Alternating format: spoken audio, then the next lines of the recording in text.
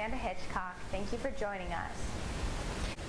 Protests erupted yesterday in Louisville, Kentucky after a Louisville grand jury decided not to seek charges in the fatal shooting of 26-year-old Breonna Taylor. COVID-19 on campus seems to be under control as we head into the end of September. No new positive cases have been reported as the total amount of cases remains at 2. The college conducted around 1,600 tests this past week, pushing the total amount of tests conducted to over 5,000 tests.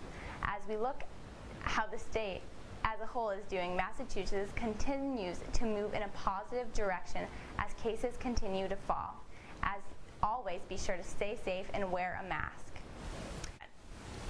In the midst of our current global pandemic, masks have become a staple of everyday life.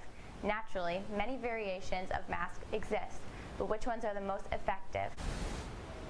As students start to get used to the new guidelines here on campus, many students are going outside to spend time with their friends. During these days, hours, you go to any of these housing greens, you are bound to see people catching cornhole or spike ball as students figure out ways to spend time with their friends without breaking housing rules. Students are still supposed to wear their masks and while outside and are asked to socially distance when possible. On Monday, President Mary Beth Cooper held an all-college meeting on Zoom.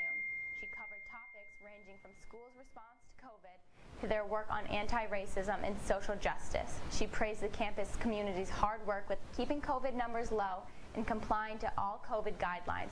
For anti-racism and social justice, the screen reads, "Silence is not an option, and the words without action are not an issue." She says that these issues are a daily priority for herself and the leadership team. She sets this year's a theme as our work ahead and will continue to keep us updated on changes around campus.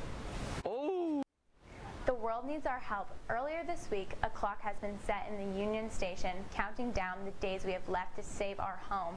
Metronome's digital clock has been reprogrammed. Instead of measuring 24-hour cycles, it is measuring a critical window for action to prevent the effects of global warming from becoming irreversible. According to the clock, there is little more than 7 years remaining. If we do not act now, artists Van Gogh and Andrew Boyle decided if it would make the most impact if it was displayed in largely public space such as New York.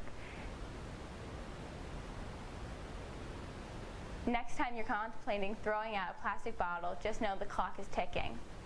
Before you go out and clean the earth, stay tuned as Daniel Curran has all your weather news. Stick with us. It's that time of year again here at Springfield College, and as the annual Fall Festival was held this past Friday on the Administration Green, the Fall Fest looked a little different this year.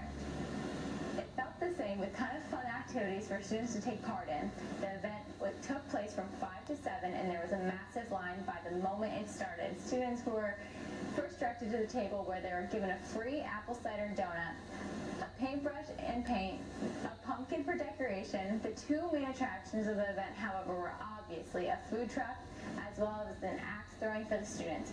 Events like these are always a big hit with students, them wanting more fun activities throughout the year.